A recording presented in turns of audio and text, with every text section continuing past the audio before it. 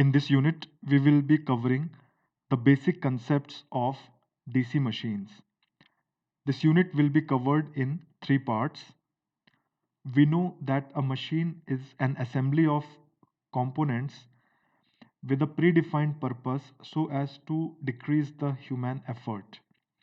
When this machine involves electricity, we call it an electric machine. Electric machines are mainly classified into motors and generators. A motor converts electrical energy to mechanical energy, whereas a generator performs the reverse function. That is, it takes mechanical energy and converts it to electrical energy. In this unit, we will be covering the basic concepts of DC machines. We will start with the working principle of DC motor. Thereafter, we'll go to the working principle of a DC generator.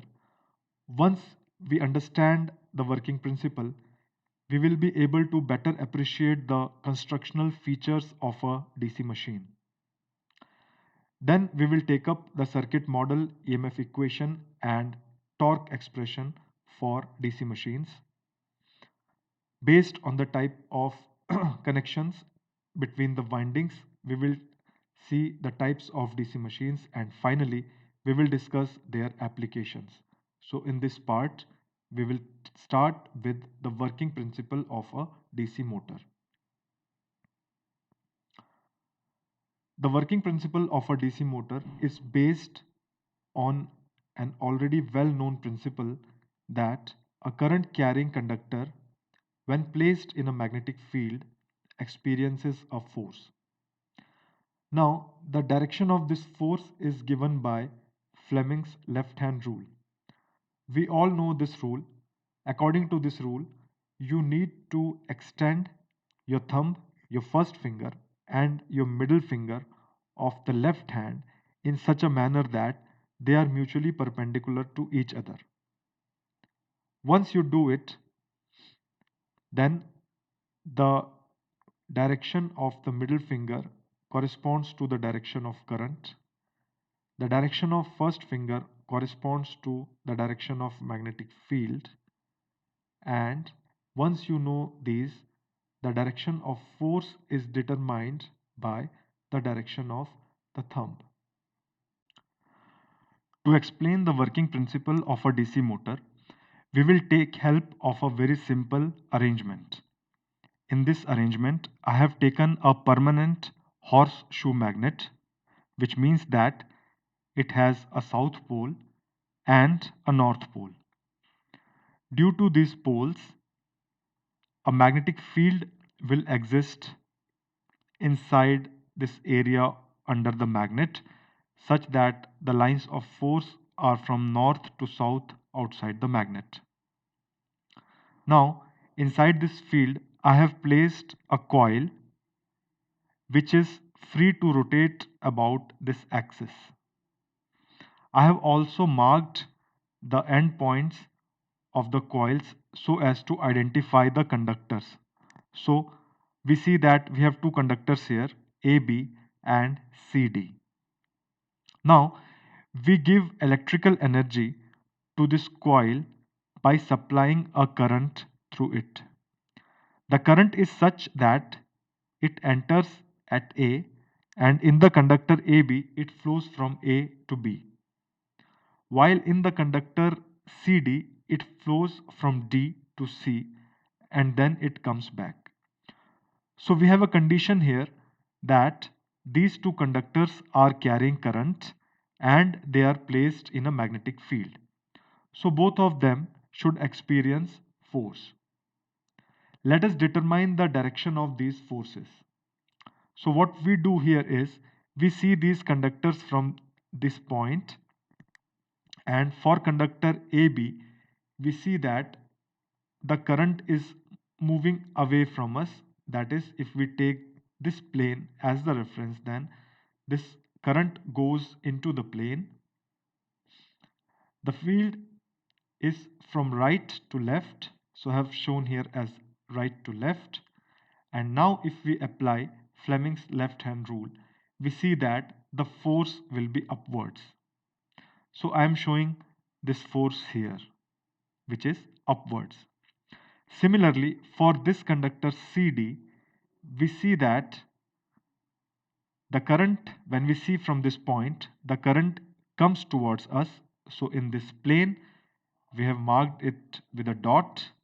The direction of field is again from right to left, and here also when we apply Fleming's left hand rule, we see that this conductor experiences a force which is downwards. So I have marked this force here in downward direction. Hence, these two forces will create a torque which will be clockwise in direction. So this is how we are converting this electrical energy to mechanical energy. This motion will give mechanical energy. However, we see that once this coil rotates, the position of the conductors will change. In this case, this conductor AB is under the south pole, whereas the conductor CD is under the north pole. Once this coil rotates, we see that the conductor AB will come under the north pole, whereas the conductor CD comes under the south pole. So let us determine the directions of forces in these two conductors in this condition. So for the conductor AB, we see that the field is from right to left, and when we are seeing the conductor from here, we see that the current is moving away from us. So in this plane, we have taken it flowing into the plane. Now if we apply Fleming's left hand rule, we see that the force will be upwards.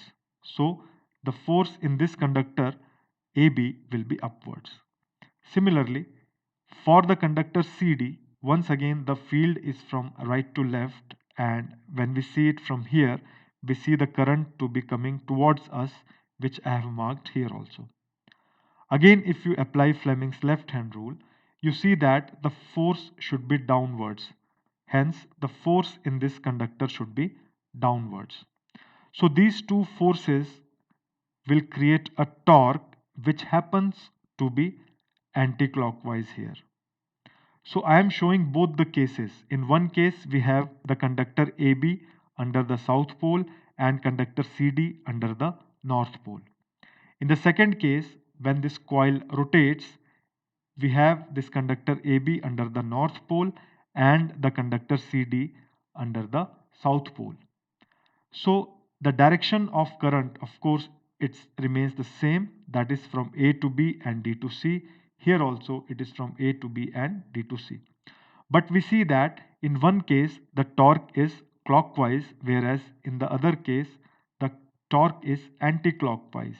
So the torque here is changing its direction, which is not we want. We want a unidirectional torque so that the rotation of this coil is unidirectional. So here our purpose will be served if we can reverse the direction of current when this conductor AB is under the north pole. That is, in this case, if the current is from B to A in the conductor AB and from C to D in the conductor CD, then again this torque will remain clockwise. Once again, when this conductor AB comes under the south pole, the direction of current should be from A to B. So we need a mechanism which can periodically change this direction of current. That mechanism is known as a commutator. It is a very simple mechanical arrangement which I have explained here. What we do is that we take a copper ring and we cut it from the middle.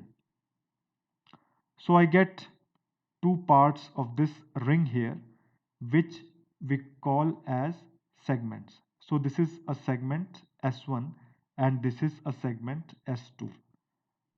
Now what we do is we join these two segments again, but with an insulation between them. So this is an insulation, which means that the current cannot flow from S1 to S2 or from S2 to S1. Now, this commutator with its two segments and the insulation between them is connected to the coil. So here what we have done is we have connected the coil to this commutator in a manner that this conductor AB is connected to segment S1, whereas this conductor CD is connected to the segment S2. Whenever this coil rotates, this commutator also rotates. So the commutator is also a rotating part of the machine. Again, I am showing the poles here. So I'm assuming that this conductor AB is under the south pole and conductor CD is under the north pole. Now, to give electrical energy to this coil, we take two brushes which are in touch with the segments of the commutator. These two are stationary parts. I have called them as brush B1 and brush B2. These are made of carbon. The DC supply to this coil is given through the brushes and commutator segments with a DC source. Now this arrangement helps us to achieve the purpose of a unidirectional torque. So in the first case, when this conductor AB is under the south pole and the conductor CD is under the north pole, let us see the direction of current. So this is the higher potential terminal. The current enters brush B1, then to segment S1, then it goes to the conductor AB, flows in a direction from A to B, and in the conductor CD, which is under the north pole, it flows from a direction D to C, then it comes to the segment S2, then to brush B2 and back to the DC source.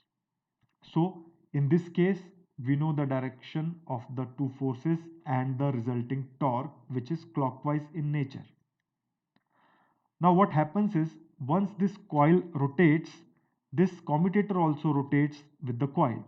Now you see carefully that with brush B1, the segment S2 is in contact, whereas with brush B2, the segment S1 is in contact. Also, the conductor AB is now under the north pole and CD is under the south pole.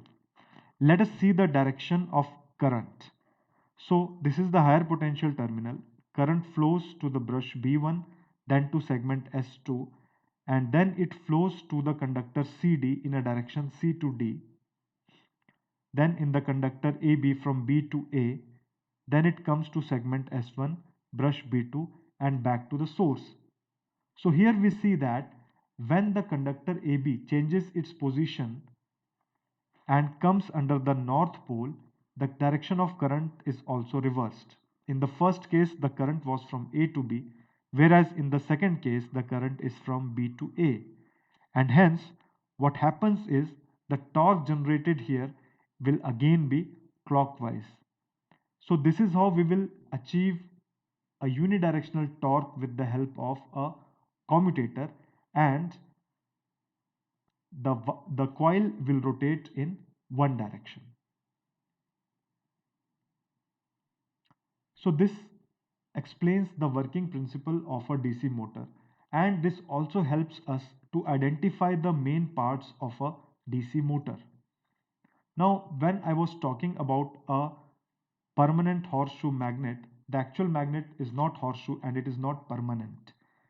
We take help of a DC supply and we make an iron core into an electromagnet. So this first winding, the purpose of which is to create a magnetic field, is called the field winding. The coil that I was showing here, to which we were supplying the current, is a single coil, but in actual machine it has multiple coils, which makes it a winding, and this winding, which is rotating in nature here, is called armature winding. And of course, the third part is the commutator, which in this case was converting this supplied DC into an AC inside the armature winding. Of course, in an actual machine, the construction is a bit different, although the main parts are the same. So we will discuss construction in a detailed manner, but just to show the briefly the constructional parts, I have shown these two figures. So the poles, multiple poles are shown here, and this copper winding that you see is the field winding. The commutator and the armature winding both are placed on this shaft. The armature winding, of course, it is a distributed winding placed inside the slots, which we will discuss later on. So this is how the construction of a DC motor will look like. So in the next module, we will see the working principle of a DC generator.